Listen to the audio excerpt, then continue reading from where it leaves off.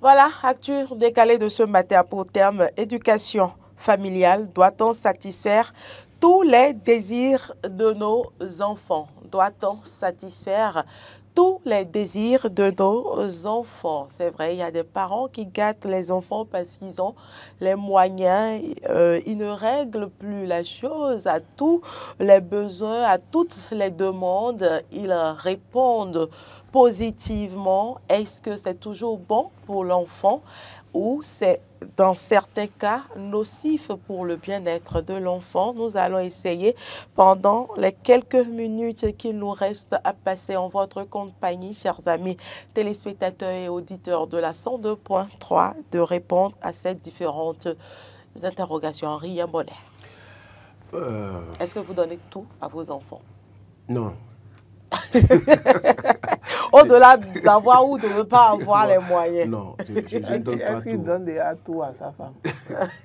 Non, d'abord les enfants. Est-ce que je me donne tout d'abord? Moi, voilà. Si j'ai les souhaits, les envies, c'est déjà ça. D'abord, non. Très souvent, en fait, ce sont nos parents qui nous inspirent dans l'éducation, comment on a été éduqué, comment on a été moulé dans le cocon, un cocon familial. Et à notre temps, tout ce que vous demandez, il faut prier Dieu pour avoir, si vous demandez 3 choses, il faut prier Dieu donc pour avoir la moitié. Et il est dit que quand votre enfant pense que vous avez tout et qu'il fait cette demande-là, vous êtes arrivé donc à satisfaire tous ses besoins. C'est que demain, quand il sera grand, il va penser que tout est facile.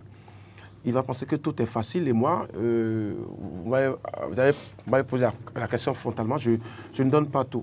Je fais ce que je dois faire. Et quand il s'agit, par exemple, des documents académiques, quand il s'agit, par exemple, des demandes qui sont liées à l'apprentissage, j'essaie donc de faire dans la mesure de mes moyens. Mais quand c'est pour se faire plaisir, je ne donne pas. Si j'ai le moyen, je peux faire ce que je dois faire dans la mesure de te faire plaisir. Peut-être qu'on se dit, bon, écoute, si tu arrives à taper 11, 15 de moyenne, mais 12 de moyenne, oui, si tu prends 19, je vais te payer en maths, te donner. Je le fais. Ça, c'est pour l'encourager. Mais si le souhait, bien l'envie, le désir vient de l'enfant pour se faire plaisir et tu sens que on dit, on doit aller, papa, tout le monde a un portable. Moi, si je dois avoir des portables, moi, je ne te paie pas le portable. Il y a un âge pour avoir un portable. Je ne te paierai pas ça. Et il y a donc on ne peut pas tout donner à l'enfant au risque de le voir, de le transformer. Henri, Marc Goudiano, pardon. Oui, je pense qu'on ne peut pas satisfaire à tous les besoins de nos enfants. Hein, parce que déjà, nous-mêmes, est-ce qu'on arrive à satisfaire tous les besoins qu'on a? Est-ce qu'on arrive à satisfaire tous les besoins de nos épouses? Est-ce qu'on arrive à satisfaire tous les besoins de nos parents? Donc, c'est inhérent à chaque catégorie hein, où on ne peut jamais arriver à le faire. Mais c'est que dans la classification des besoins, il y a des besoins qui sont au-dessus d'autres besoins et qui sont des besoins qui sont très importants, qui sont primordiaux et qu'il faut tout faire pour pouvoir satisfaire ces besoins-là. Par exemple, le besoin de se vêtir, le besoin de se nourrir, par exemple. Les 5 besoins fondamentaux sont presque obligatoires pour ces enfants-là. Et en dehors de ça, il faut tenir compte également de l'environnement de l'enfant, la façon dont l'enfant est éduqué, comment est-ce qu'il est réceptif à l'éducation des parents, quel est cet engouement qu'il a à pouvoir travailler, à pouvoir donner ce qu'il apprend. Et donc, dans tout cela, le parent même peut trouver du plaisir même à quand même honorer cet enfant-là, à le féliciter d'une façon ou d'une autre pour pouvoir lui offrir des présents, lui donner certaines choses, pour pouvoir quand même lui montrer que le travail doit être à la hauteur du mérite. Et donc, quand tu ne travailles pas assez, c'est que tu ne mérites pas un certain nombre de choses. Mais tout compte fait, c'est qu'on ne peut jamais tout donner aux enfants. Il y a même les parents qui parfois exagèrent, d'accord, ou qui veulent gâter les enfants en leur offrant, c'est-à-dire tout ce que l'enfant demande, on doit lui offrir cela, en ne tenant pas compte forcément d'un certain nombre de paramètres qui peut aider l'enfant à se construire, d'accord, avec l'âge. Parce qu'il y a des choses, par exemple, qu'il faut déjà commencer par restreindre au niveau des enfants à partir d'un certain âge. Il y a un certain nombre, par exemple, au niveau, même par exemple, lorsqu'on prend la télévision aujourd'hui, on prend l'Internet aujourd'hui, il y a des choses, par exemple, que vous devez déjà empêcher les enfants d'avoir accès à ces choses-là. Vous pouvez, le contenu de leur âge, par exemple, où il y a des émissions, il y a des films, il y a des bandes dessinées qui ne sont pas de leur âge, par exemple, vous devez commencer par leur interdire ces choses-là.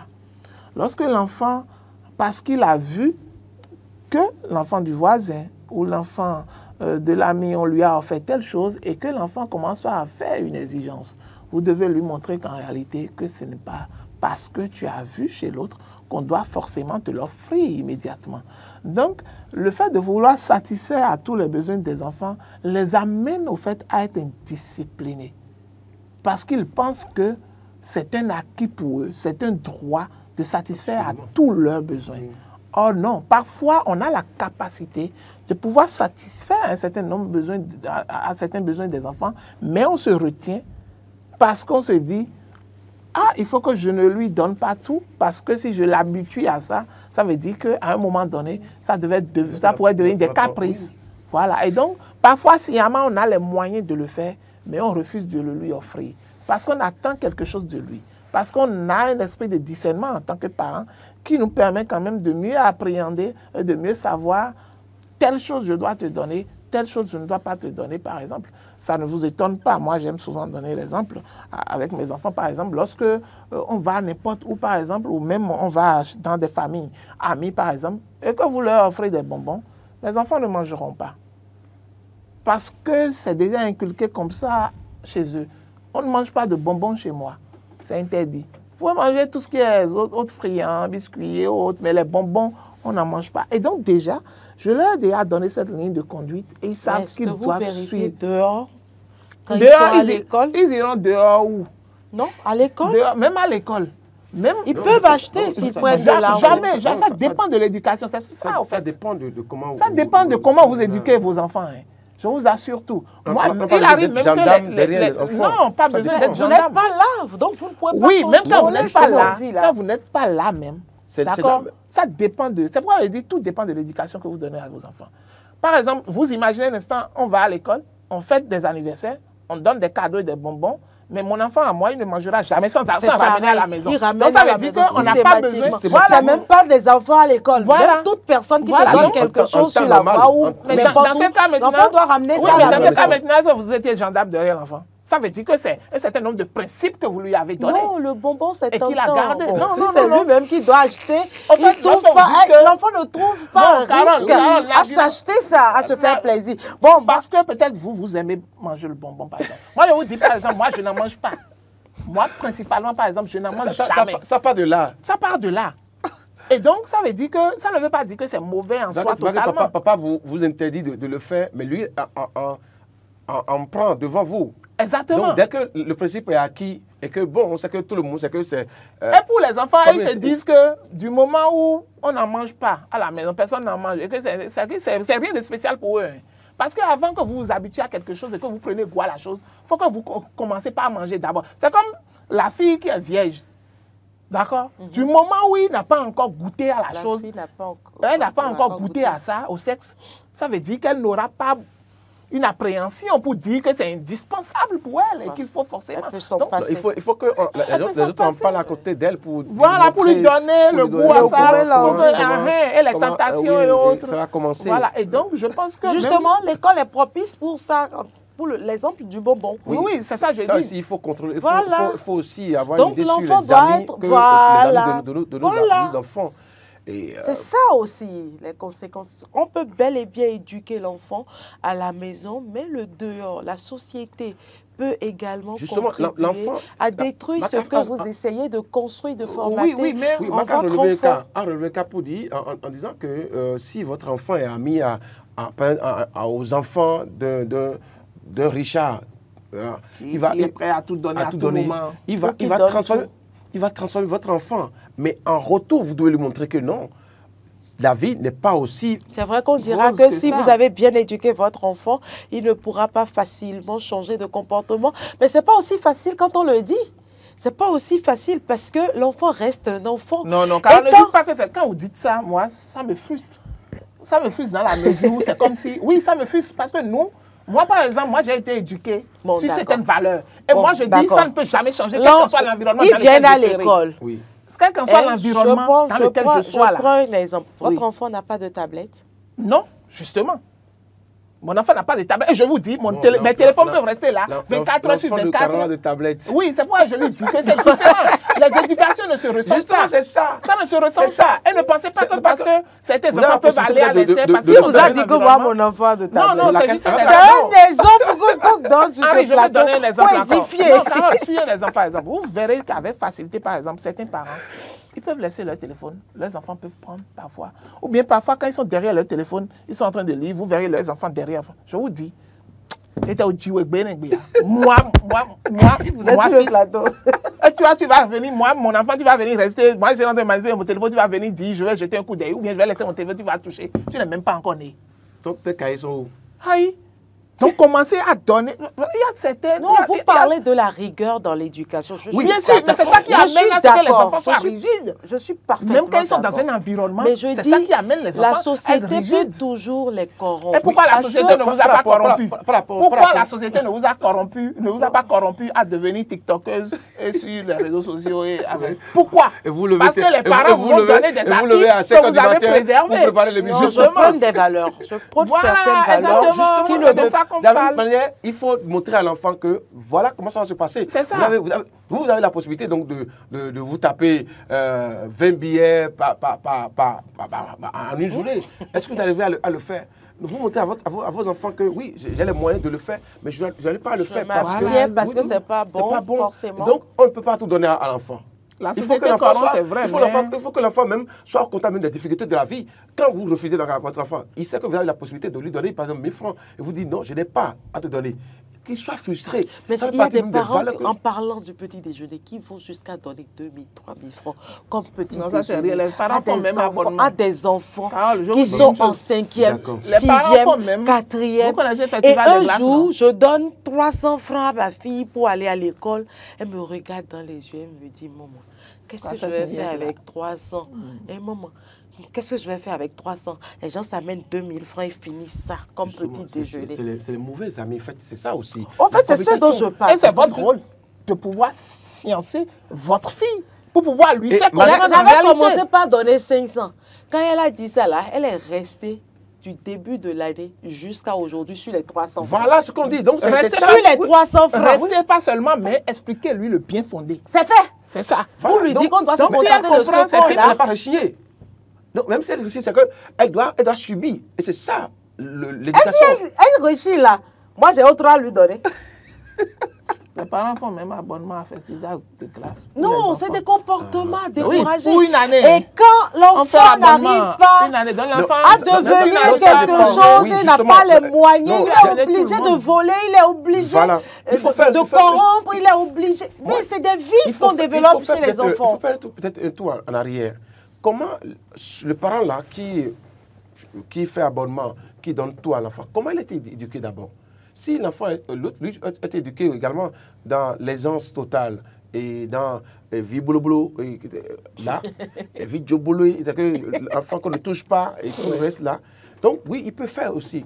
Mais nous qui avons été éduqués, le papa se réveille à 6h du matin, vous réveillez encore à 6h du matin, prenez vos cahiers, tu te réveilles à Kofine, on te réveille avec des paires de gifles.